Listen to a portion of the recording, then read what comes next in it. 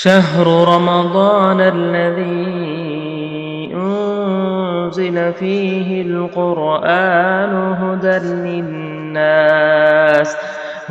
للناس وبينات من الهدى والفرقان. السلام علیکم ورحمۃ اللہ وبرکاتہ۔ الحمد للہ رب العالمین، والصلاة والسلام على اشرف الانبیاء والمرسلین وعلى آلہ وصحبہ اجمعین، اما بعد فاعوذ باللہ من الشیطان الرجیم، بسم اللہ الرحمن الرحیم۔ یا ایہا الذین آمنوا کتب علیکم الصیام کما کتب علی الذین من قبلکم لعلکم تتقون۔ ہر قسم کی تعریف، بزرگی اور بڑائی، حمد و ثنا اللہ رب العالمین کے لیے لائق و زیبا ہے۔ درود و سلام نازل ہو ہمارے پیارے نبی محمد مصطفیٰ صلی اللہ علیہ وسلم پر، جن کو اللہ تعالی ساری کائنات کے لیے رحمت بنا کر بھیجا ہے۔ محترم بزرگوں، دوستوں، پیارے بچوں اور میری معزز اسلامی ماؤں اور بہنوں، الحمدللہ اللہ تعالیٰ کے فضل اور اس کے کرم سے آج ہم سب دوسری تراویح پڑھے ہیں۔ دوسری تراویح میں دوسرا پارہ پڑھا گیا ہے۔ اس پارے میں بہت سارے مضامین ہیں۔ میں نے آج کے درس کے لیے بہت ہی مشہور و معروف آیت کا میں نے انتخاب کیا ہے، اور وہ آیت ہے روزے سے متعلق، کہ اللہ تعالیٰ فرماتا ہے یا ایہا الذین آمنوا کتب علیکم الصیام کما کتب علی الذین من قبلکم لعلکم تتقون۔ اے ایمان والو، تم پر روزہ فرض کیا گیا ہے جیسا کہ تم سے پہلے لوگوں پر روزہ فرض کیا گیا تھا۔ لعلکم تتقون، اس روزے کے فرض کرنے کا مقصد یہ ہے کہ تاکہ تم متقی اور پرہیزگار ہو جاؤ۔ اس آیت سے ہمیں یہ بات معلوم ہوتی ہے کہ روزہ ایک نئی عبادت نہیں ہے، روزہ ایک قدیم عبادت ہے، پرانی عبادت ہے۔ ہم سے پہلے جتنی قومیں گزری تھیں ان سب لوگوں پر بھی اللہ تعالیٰ نے روزہ فرض کیا تھا۔ موسیٰ علیہ السلام کی قوم اور اسی طرح ابراہیم علیہ السلام، جتنی قومیں گزری تھیں سب لوگوں پر اللہ تعالیٰ نے روزہ فرض کیا تھا۔ روزے کے احکام آداب مختلف تھے لیکن سارے لوگوں پر روزہ فرض تھا۔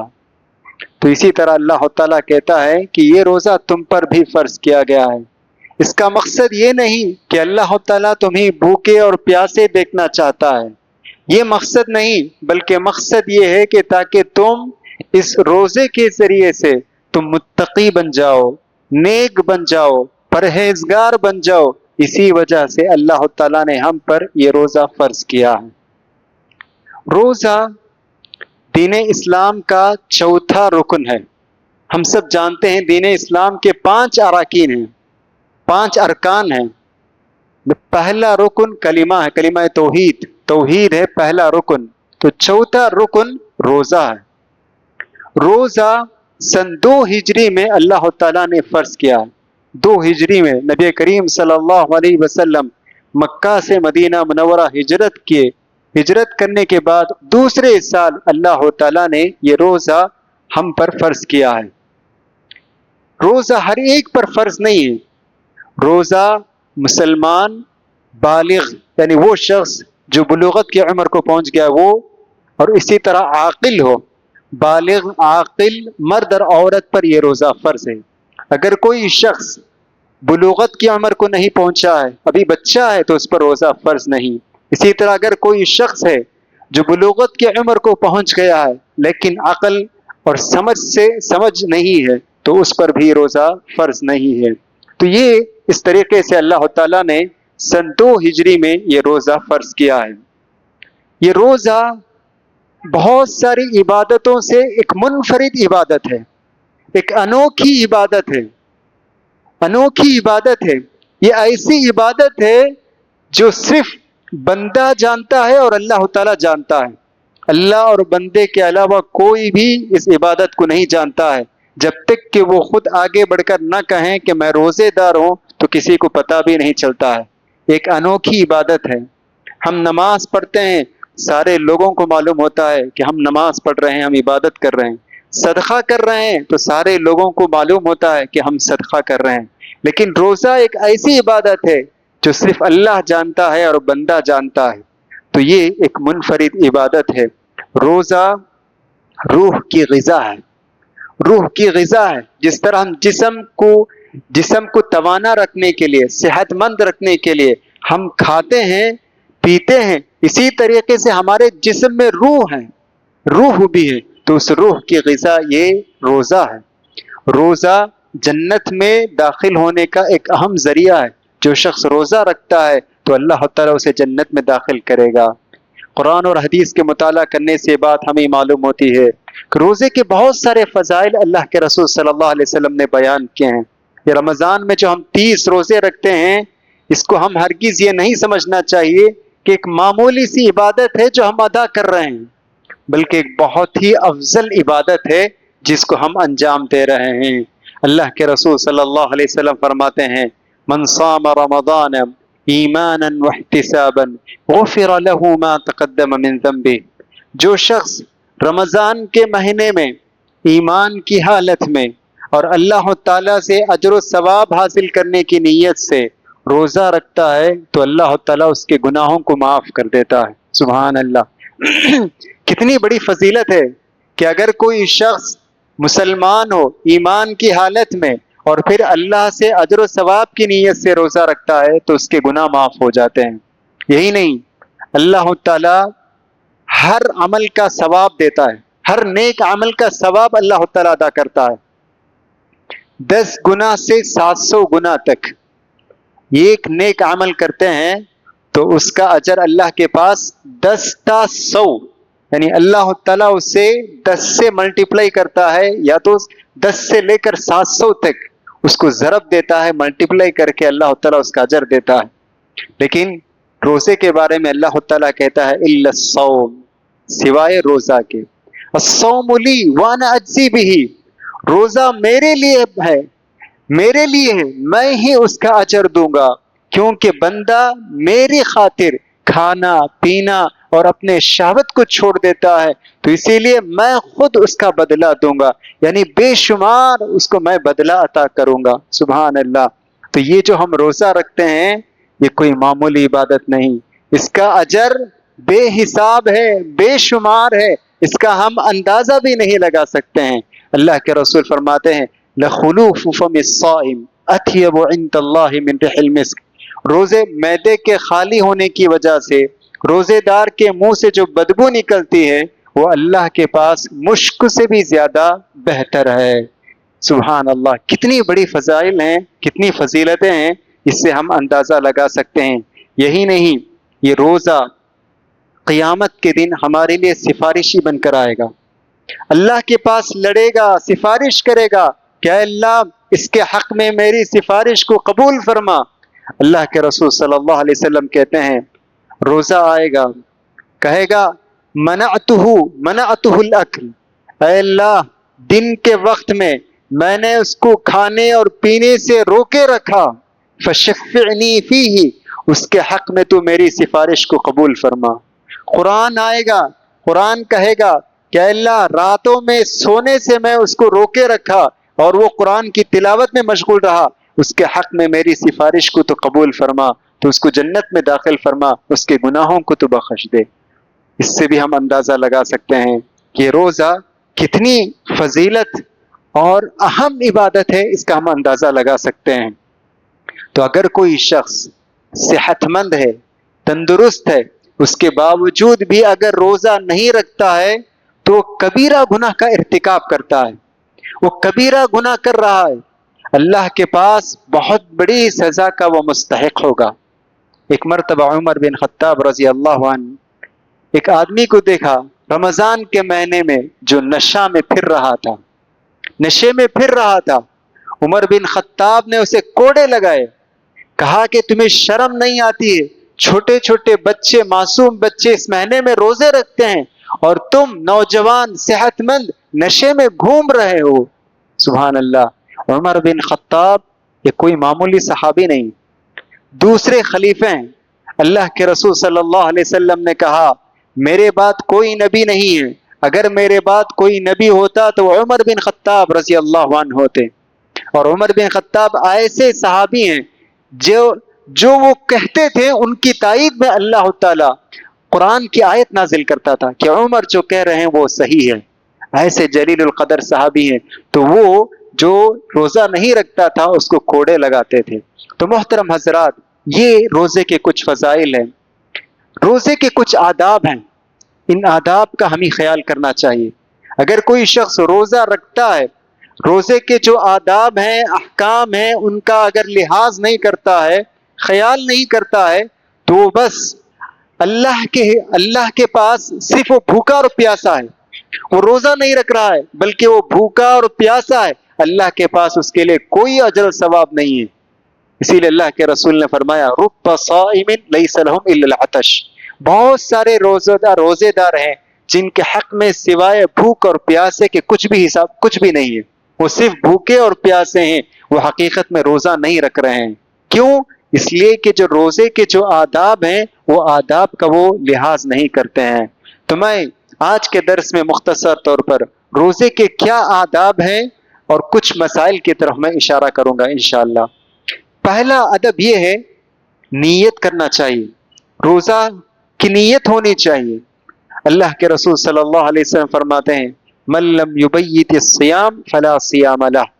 جو شخص رات میں روزے کی نیت نہیں کرتا ہے تو اس کا کوئی روزہ نہیں ہے. تو فرض روزہ رکھنے سے پہلے رمضان کا روزہ اگر رکھنا چاہتے ہیں تو نیت ہونی چاہیے. رات ہی میں روزے کی نیت ہونی چاہیے. روزے کے لیے نیت کرنے کا کیا مطلب ہے؟ کیا زبان سے کوئی الفاظ ادا کرنا چاہیے؟ نہیں، زبان سے کوئی الفاظ ادا کرنے کی ضرورت نہیں، بلکہ رات میں بستر پر لیٹتے ہوئے اگر ہمارے دل میں یہ خیال ہو کہ ہم کل سحری کریں گے اور کل روزہ رکھنے والے ہیں تو یہی کافی ہے.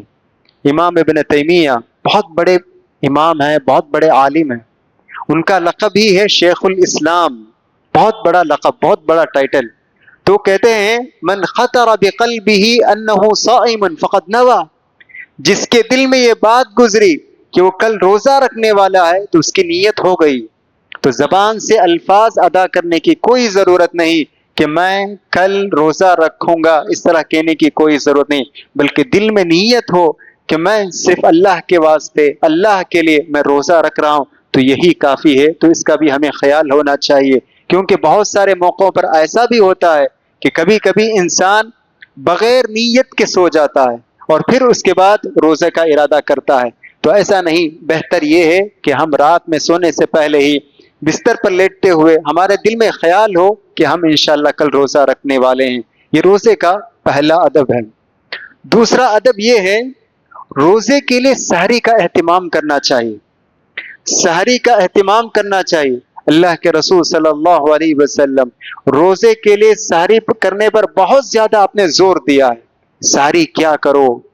اللہ کے رسول نے فرمایا تسحروا فإن فی السحور برکہ. لوگوں سحری کیا کرو اس لیے کہ سحری کے کھانے میں برکت ہے. کہ جو شخص سحری نہیں کرتا ہے اور ایسے ہی روزے رکھنے کی کوشش کرتا ہے تو برکت سے وہ محروم ہو گیا. اور ایک حدیث میں اللہ کے رسول نے فرمایا سحری غداء مبارک، ایک مبارک ناشتہ ہے. یہ اللہ کے رسول صلی اللہ علیہ وسلم نے کہا. اور ایک حدیث میں آپ نے کہا کہ ہمارے اور یہود و نصارہ کے روزے میں فرق یہ ہے کہ ہم سحری کرتے ہیں اور وہ سحری نہیں کرتے ہیں. یہود و نصارہ بھی روزہ رکھتے ہیں، کرسچن بھی روزہ رکھتے ہیں، لیکن ہم بھی روزہ رکھتے ہیں. ہم دونوں میں فرق یہ ہے کہ ہم سحری کرتے ہیں اور وہ لوگ سحری کے بغیر روزہ رکھتے ہیں. تو اگر ہم سحری کے بغیر ہم روزہ رکھتے ہیں تو گویا کہ ہم ان کی مشابہت، ہم ان کے جیسا ہم روزہ رکھ رہے ہیں. تو اسی لیے سحری کا اہتمام کرنا چاہیے، سحری کو نہیں چھوڑنا چاہیے. اگرچہ کہ کم سے کم کچھ نہ کچھ ہم کھا لیں، یہ بھی کافی ہے. زیادہ کھانا کوئی ضروری نہیں، کچھ نہ کچھ چند لقمے بھی اگر ہم کھا لیتے ہیں تو یہ کافی ہے. اور ایک اہم بات یہ ہے، سحری کب کرنا چاہیے؟ سحری رات کے آخری وقت میں کرنا چاہیے. بعض لوگ ہم دیکھتے ہیں رات کے 12 بجے 1 بجے سحری کھا کر سو جاتے ہیں، 1 بجے 2 بجے سحری کھا کر سو جاتے ہیں، اور پھر اس کے بعد فجر کی نماز کے لیے اٹھتے ہیں، یا کچھ لوگ وہ بھی نہیں اٹھتے ہیں. یہ غلط، ایسا نہیں، بلکہ رات کے آخری حصے میں سحری کرنا چاہیے.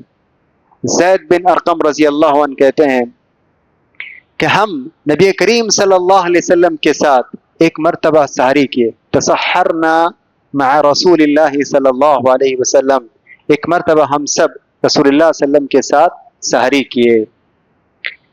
تو صحابی نے پوچھا، دوسرے صحابی نے پوچھا، سحری اور فجر کی نماز کے درمیان کتنا وقفہ تھا؟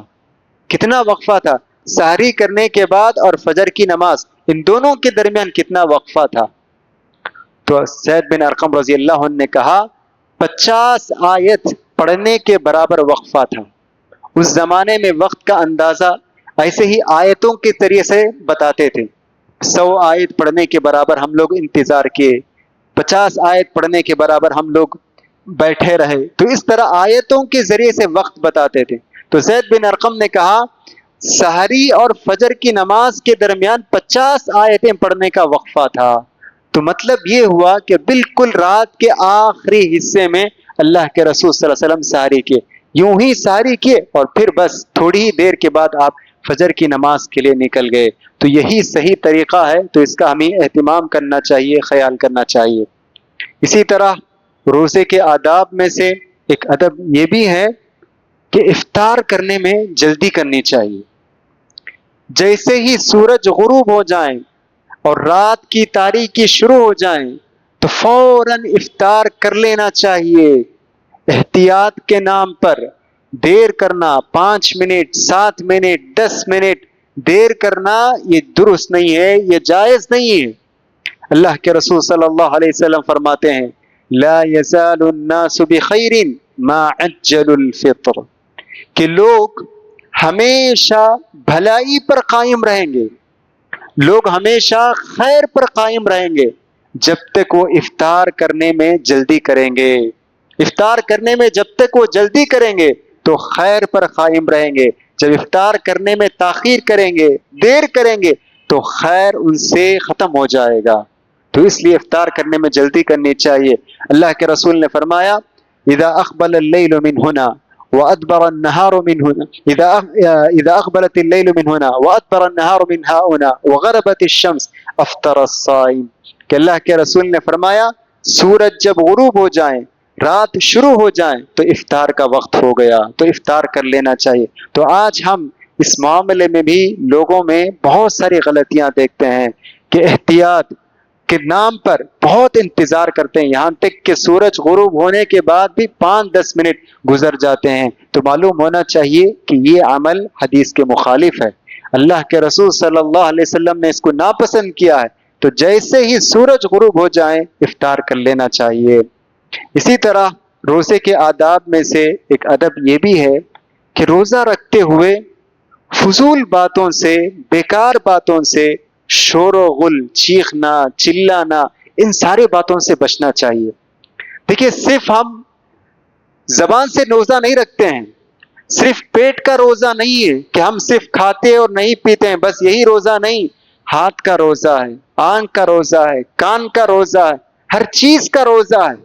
تو روزہ رکھتے ہوئے بیکار باتیں کرنا، فضول باتیں کرنا، حماقت کی باتیں کرنا، جہالت کی باتیں کرنا، چلانا، چیخنا، شور و غل کرنا، غیبت، چغل خوری کرنا، اس سے بھی ہمارا روزہ فاسد ہو جاتا ہے، روزہ ضائع ہو جاتا ہے. دیکھیے ہم یہ سمجھتے ہیں کہ روزہ صرف یہ ہے کہ کھانے پینے سے دور رہنا، کھانے پینے سے باز رہنا. نہیں، کھانے اور پینے کے ساتھ ساتھ اپنی زبان کی حفاظت کرنا یہ بھی بہت ضروری ہے. اللہ کے رسول صلی اللہ علیہ وسلم فرماتے ہیں من لم يدع قول الزور والعمل به فليس لله حاجة في ان يدع طعامه وشرابه، کہ جو شخص جھوٹ بات کہنا اور جھوٹ بات پر عمل کرنا نہیں چھوڑتا ہے، اللہ کے لیے اس کے روزے کی کوئی ضرورت نہیں ہے، کوئی ضرورت نہیں ہے. سبحان اللہ. دیکھیے آج اگر ہم اپنے معاشرے پر نظر ڈالتے ہیں تو ہمیں معلوم ہوتا ہے کتنے ایسے روزے دار ہیں جو روزے سے ہیں لیکن ان کی زبان کی حفاظت نہیں کر رہے ہیں. شور و غل، چیخنا، چلانا، گالی گلوچ، لڑائی جھگڑا. اللہ کے رسول صلی اللہ علیہ وسلم کہتے ہیں کہ جو شخص جھگڑا کرنا چھوڑ دیتا ہے اگرچہ کہ وہ حق پر ہو، میں اسے جنت میں ایک گھر کی گارنٹی دیتا ہوں. تو جھگڑا کرنا بھی چھوڑنا چاہیے. بہت سارے لوگ یہ سمجھتے ہیں کہ اگر میں جھگڑا کر کے میں اپنا حق حاصل کر سکتا ہوں تو مجھے جھگڑا کرنا چاہیے. نہیں، اللہ کے رسول کہتے ہیں کہ میں اس آدمی کو جنت میں گھر کی ضمانت دیتا ہوں جو حق حاصل کرنے کے حق پر ہونے کے باوجود بھی جھگڑا کرنا چھوڑ دیتا ہے تو اس کے لیے جنت میں بیچوں بیچ میں ایک گھر کی ضمانت دیتا ہوں. تو ان سب کی بھی زبان کی بھی حفاظت کرنا بہت ضروری ہے، ورنہ ہمارا روزہ ضائع ہو جا سکتا ہے. دیکھیے بہت ساری عام باتیں ہیں لیکن اہم باتیں ہیں کہ اگر ہم ان باتوں کا اگر ہم خیال نہیں کرتے ہیں تو صبح سے شام تک جو ہم بھوکے اور پیاسے رہتے ہیں اس کے باوجود بھی کوئی فائدہ نہیں، کوئی فائدہ نہیں. تو اسی لیے ہمیں چاہیے کہ ہم ان روزے کے آداب کا ہمیں خیال کرنا چاہیے. اسی طرح روزے کے کچھ مسائل کے بارے میں بھی میں اشارہ کرنا مناسب سمجھتا ہوں. سب سے پہلا مسئلہ جو ہمیں آتا ہے وہ یہ ہے کہ ہم رمضان میں بار بار ہم سفر کرتے ہیں، بار بار یا کچھ لوگ سفر کرتے ہیں. تو کیا سفر کی حالت میں روزہ رکھنا چاہیے یا روزہ نہیں رکھنا چاہیے؟ صحابہ اکرام رضوان اللہ علیہم اجمعین میں دونوں طریقے کے لوگ تھے. کچھ صحابہ سفر میں روزہ رکھتے تھے اور کچھ صحابہ سفر میں روزہ نہیں رکھتے تھے. جو روزہ رکھتے تھے وہ لوگ جو روزہ نہیں رکھتے تھے ان پر کوئی تبصرہ نہیں کرتے تھے، ان کو برا بلا نہیں کہتے تھے. ہم روزہ رکھتے ہیں تم روزہ نہیں رکھتے ہیں، اس طرح نہیں کہتے تھے. بلکہ دونوں طریقے کے صحابہ موجود تھے. کچھ لوگ روزہ رکھتے تھے اور کچھ لوگ نہیں رکھتے تھے. ایک صحابی ہیں جن کا نام ہے حمزہ بن عمرو الاسلمی رضی اللہ عنہ. بہت زیادہ سفر کرتے تھے، بہت زیادہ سفر کرتے تھے.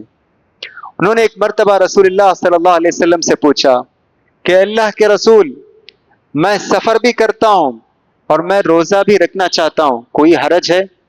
تو اللہ کے رسول صلی اللہ علیہ وسلم نے فرمایا کہ دیکھو یہ اللہ تعالیٰ کے طرف سے ایک رخصت ہے، جو شخص اس پر عمل کرنا چاہتا ہے بہتر ہے، اور جو شخص روزہ رکھنا چاہتا ہے اس پر کوئی حرج نہیں ہے. یہ اللہ کے رسول صلی اللہ علیہ وسلم نے کہا. تو افضل کیا ہے؟ افضل کیا ہے؟ بہتر کیا ہے؟ کیا سفر کی حالت میں روزہ رکھنا بہتر ہے یا روزہ چھوڑنا بہتر ہے؟ افضل اور بہتر یہی ہے کہ روزہ چھوڑ دیں. اگر آپ سفر کا ارادہ ہے تو روزہ چھوڑ دیں اور پھر اس کے بعد عید کے بعد وہ روزہ کا قضا کر لیں، یہی بہتر ہے. اس کی دلیل یہ ہے کہ اللہ کے رسول صلی اللہ علیہ وسلم نے فرمایا کہ جس طرح اللہ تعالیٰ کو اس کے احکام پر عمل کرنا پسند ہے، اسی طرح اللہ تعالیٰ کی رخصتوں پر بھی اللہ تعالیٰ جو چھوٹ دیتا ہے، جو رخصت دیتا ہے، اس پر عمل کرنا بھی اللہ تعالیٰ کو بہت پسند ہے. کہ اگر اللہ تعالیٰ آپ کو حکم دیتا ہے کہ روزہ رکھیں، اسی طرح اللہ تعالیٰ یہ بھی چاہتا ہے کہ آپ اس کے رخصت پر عمل کریں. بیمار ہو تو روزہ چھوڑ دیں، سفر کرتے ہیں تو روزہ رکھنا چھوڑ دیں، یہ بھی اللہ تعالیٰ کو پسند ہے. ہاں اگر کوئی شخص سفر کر رہا ہے، روزہ رکھنا گراں گزر رہا ہے، مشکل ہو رہا ہے، تو ایسے صورت میں روزہ چھوڑ دینا چاہیے، روزہ نہیں رکھنا چاہیے. ایک مرتبہ رسول اللہ صلی اللہ علیہ وسلم نے دیکھا کہ ایک آدمی کو لوگ گھیر لیے ہیں اور اس کو سایہ دینے کی کوشش کر رہے ہیں. اللہ کے رسول صلی اللہ علیہ وسلم نے پوچھا کیا بات ہے، کیوں اس کو سایہ دینے کی کوشش کر رہے ہیں؟ کیا اس کو کوئی بیماری لاحق ہے؟ تو صحابہ نے کہا نہیں اللہ کے رسول، یہ سفر کر رہا ہے اور روزہ رکھا ہے، لیکن روزے کی وجہ سے اس کو کچھ کمزوری لاحق ہو گئی ہے، تو اسی وجہ سے ہم اس کو سایہ دے رہے ہیں. تو اللہ کے رسول صلی اللہ علیہ وسلم نے کہا لیس من البر الصیام فی السفر، کہ سفر کے حالت میں، سفر میں روزہ رکھنا یہ کوئی نیکی اور ثواب کا کام نہیں ہے، وہ چھوڑ دے سکتا ہے. اس طرح اللہ کے رسول نے کہا. یہی نہیں، فتح مکہ کا موقع تھا، فتح مکہ کا موقع کہ اللہ کے رسول صلی اللہ علیہ وسلم مدینہ سے صحابہ کے ساتھ مکہ روانہ ہو رہے ہیں. قراء الغمیم نامی ایک مقام پر آپ پہنچتے ہیں. اللہ کے رسول صلی اللہ علیہ وسلم کو یہ بات معلوم ہوتی ہے کہ صحابہ روزے سے ہیں اور کچھ صحابہ کے لیے روزہ بہت گراں گزر رہا ہے, بہت مشکل, بہت تکلیف ہو رہی ہے. عصر کے بعد کا وقت تھا, عصر کے بعد کا وقت تھا.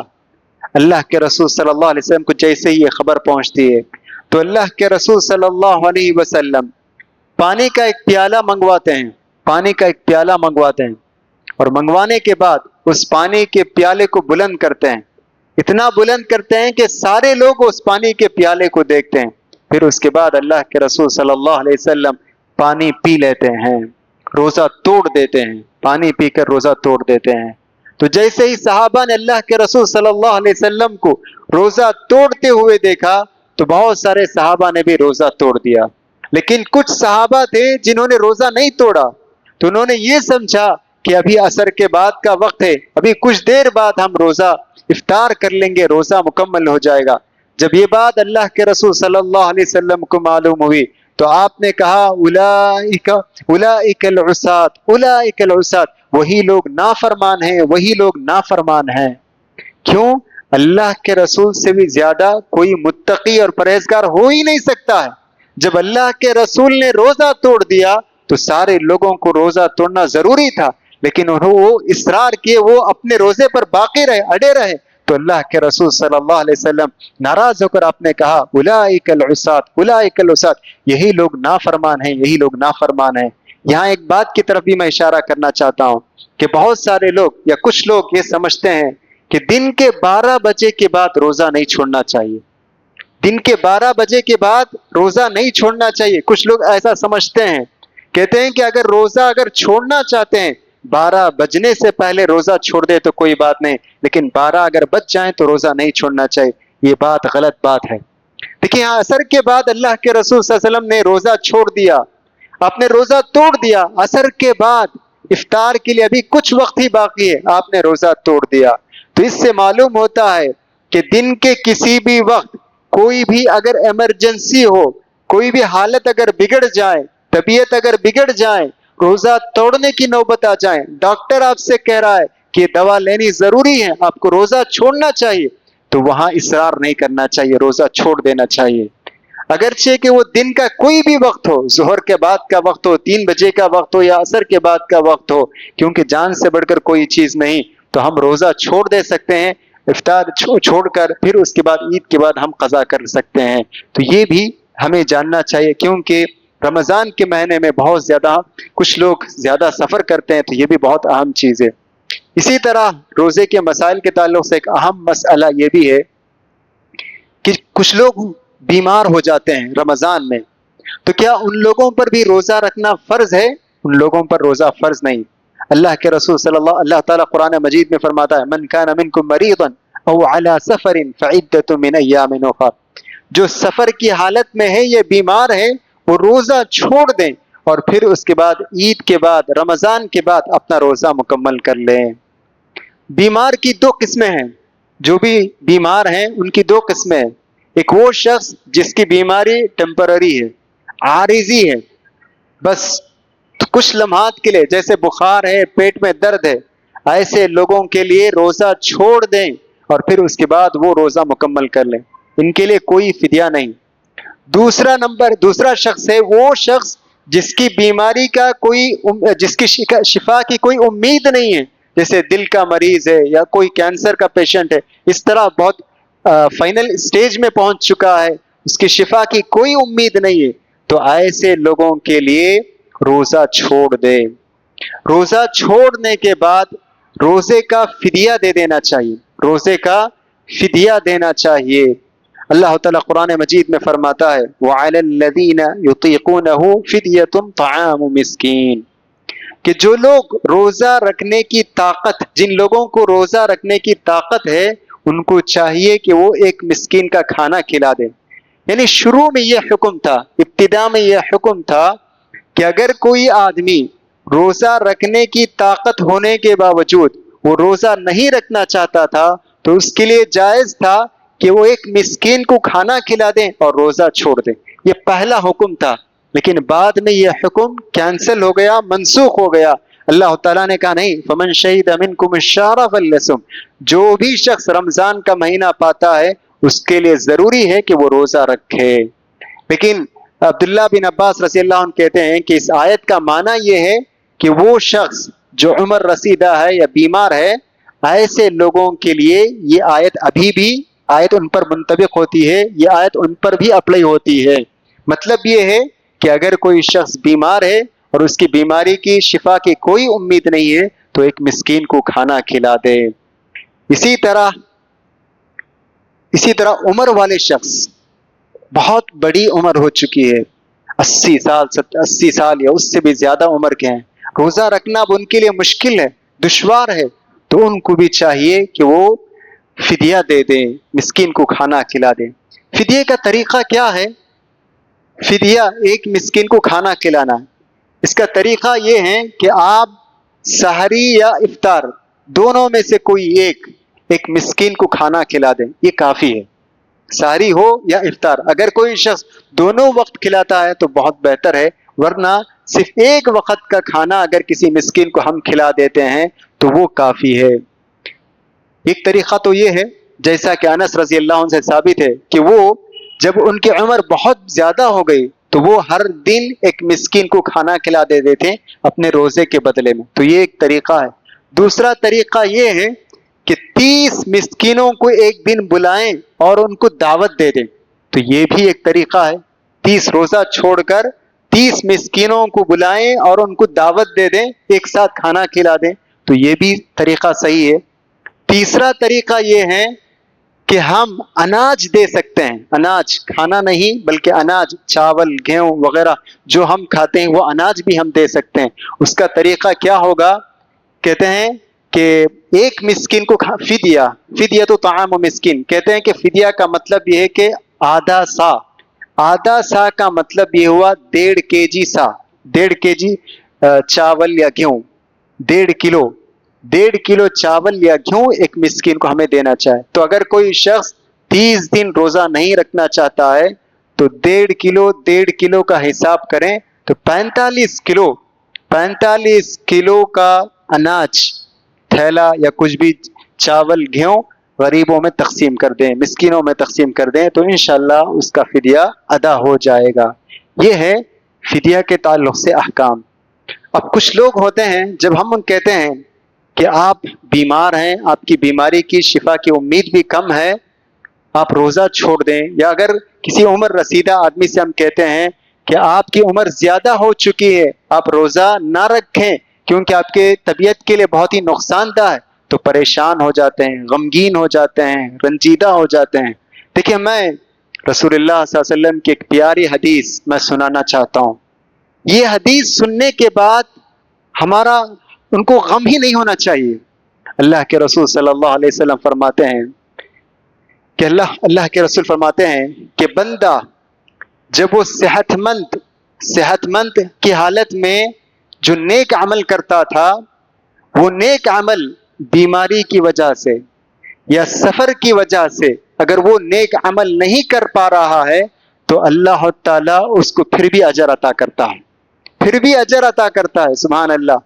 کیا پہلے روزہ رکھتے تھے، جوانی کی حالت میں روزہ رکھتے تھے، لیکن عمر زیادہ ہونے کی وجہ سے روزہ نہیں رکھ پا رہے ہیں، تو اللہ کے رسول کہتے ہیں کہ اللہ تعالیٰ اتنا فضل والا ہے، انعام والا ہے، احسان والا ہے کہ آپ صحت مند کی حالت میں جو روزہ رکھتے تھے اس کی وجہ سے بڑھاپے میں بھی اللہ تعالیٰ وہ روزے کا ثواب دیتا ہے، اگرچہ کہ آپ روزہ نہ رکھیں. کیوں؟ آپ کے اندر نیت ہے، عزم ہے، ارادہ ہے، لیکن آپ کی عمر، زندگی آپ کو ساتھ نہیں دے رہی ہے تو آپ روزہ نہیں رکھ رہے ہیں. تو اللہ کے رسول کہتے ہیں کہ آپ کے ارادے کی وجہ سے اللہ تعالیٰ نہ رکھتے ہوئے بھی اس روزے کا ثواب آپ کو دے رہا ہے. تو اسی لیے ہمیں افسوس کرنے کی ضرورت نہیں ہے. اللہ تعالیٰ بہت ہی فضل والا ہے، احسان والا ہے کہ روزہ نہ رکھنے کے باوجود بھی ہمیں روزہ کا ثواب ہمیں عطا کرتا ہے. محترم حضرات، یہ ہے روزے کے تعلق سے بس اہم احکام ہیں، آداب ہیں، ان کا ہمیں خیال کرنا چاہیے. کیونکہ اگر رمضان کا مہینہ 30 روزے ہم رکھتے ہیں اور اگر ہم ان روزوں کے آداب کا اگر ہم خیال نہیں کرتے ہیں تو ہمارے حساب سے ہم روزہ رکھ رہے ہیں، لیکن اللہ کے حساب سے ہم بھوکے اور پیاسے ہیں، روزے کا کوئی ثواب نہیں ملے گا۔ تو اسی لیے ان روزوں کے آداب کو ہمیں جاننا چاہیے اور ان کے مطابق ہم عمل کرنے کی کوشش کرنی چاہیے۔ آخر میں روزے کے کیا مقاصد ہیں اس پر ایک دو بات کہہ کر اپنی بات کو ختم کرتا ہوں۔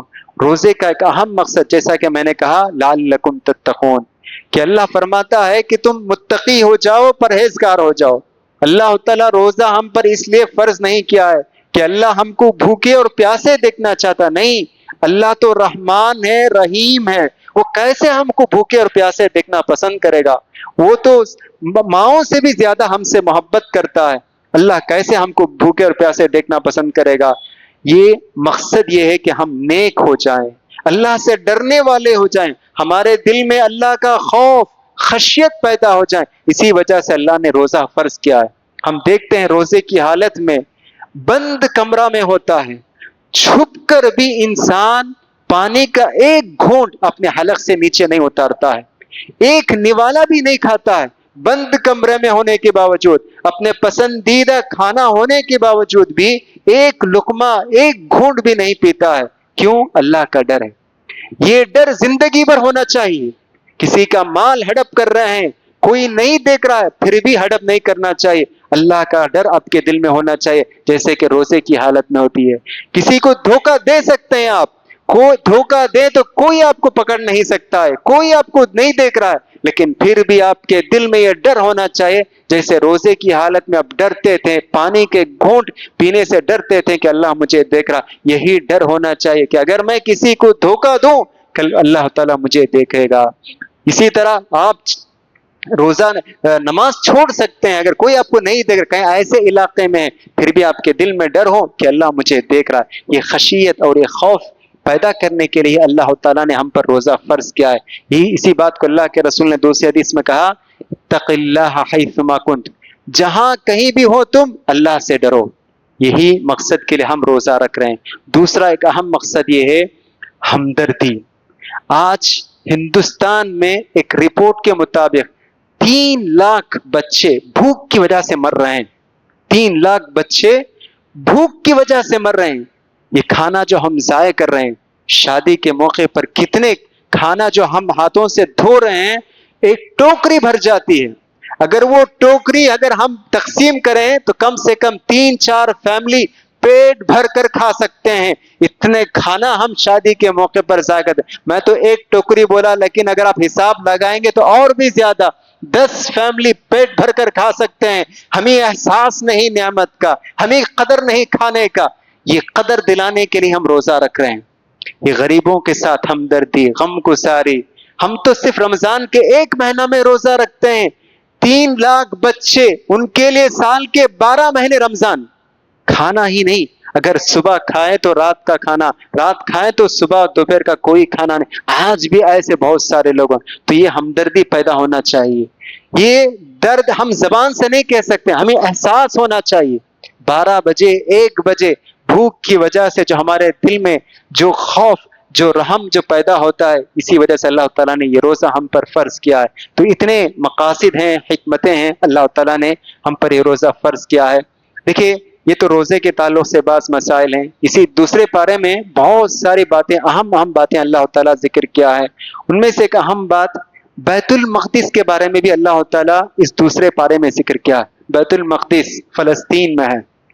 اللہ تعالیٰ اسی دوسرے پارے میں کہتا ہے کہ بیت المقدس یہ مسلمانوں کا پہلا قبلہ تھا۔ پیارے نبی صلی اللہ علیہ وسلم 16 مہینے یا 17 مہینے بیت المقدس کی طرف رخ کر کے نماز پڑھتے تھے۔ اللہ کے رسول دل ہی دل میں یہ چاہتے تھے کہ ہمارا قبلہ بیت المقدس سے کعبۃ اللہ ہو جائے۔ یہ اللہ کے رسول صلی اللہ علیہ وسلم چاہتے تھے۔ تو اللہ تعالیٰ نے آج جو دوسرا پارہ جو ہم پڑھے ہیں، اسی دوسرے پارے میں آیت نازل کیا کہ اللہ کے رسول کو حکم دیا، اب تم اپنا قبلہ بیت المقدس سے کعبہ کی طرف بدل لو۔ تو پھر اللہ کے رسول صلی اللہ علیہ وسلم اپنا قبلہ بیت المقدس سے کعبۃ اللہ کی طرف بدل دیتے ہیں. اور کچھ صحابہ جو ہے نماز میں تھے، نماز ہی میں صحابی اعلان کیا تو نماز ہی میں اپنا قبلہ بیت المقدس سے انہوں نے کعبہ کی طرف انہوں نے اپنا قبلہ بدل لیا. تو مشرکوں یہودیوں نے مذاق اڑایا مسلمانوں کا کہ یہ مسلمان کیوں، کس وجہ سے انہوں نے اپنا قبلہ بدل لیا. اللہ تعالیٰ نے ان کا ایک ہی لفظ میں جواب دیا. اللہ نے کہا قل للہ المشرق والمغرب، اے نبی ان لوگوں سے آپ کہہ دیجئے مشرق اور مغرب اللہ کے لیے. اللہ جو چاہے کر سکتا ہے. اللہ چاہے تو مشرق قبلہ بنا سکتا ہے، چاہے تو مغرب کو قبلہ بنا سکتا ہے. کسی کو کوئی پوچھنے کا کوئی حق نہیں. بس ایک لفظ میں اللہ تعالیٰ نے ان کا منہ توڑ جواب دے کر ان کو خاموش کر دیا. اللہ کا جواب ایسا ہی ہوتا ہے، مختصر ہوتا ہے اور پوری باتوں پر وہ محیط ہوتا ہے، ساری باتیں اس میں آ جاتی ہیں. بس اور بھی کچھ مضامین ہیں انشاءاللہ کل کے درس میں انشاءاللہ ہم گفتگو کریں گے. تو انشاءاللہ کل جو ہے آیت الکرسی کے بارے میں اور دعا کی اہمیت اور اس کے آداب کے بارے میں انشاءاللہ ہم گفتگو کریں گے. اللہ تعالیٰ سے دعا ہے کہ اللہ تعالیٰ ہم تمام لوگوں کو روزے کے آداب اور احکام کو سمجھ کر اور اس کے مطابق عمل کرنے کے اللہ تعالیٰ ہم سب کو توفیق عطا فرمائے. آمین. وآخر دعوانا الحمد للہ رب العالمین. سبحانک اللہم بحمدک اشہد ان لا الہ الا انت استغفرک واتوب الیک.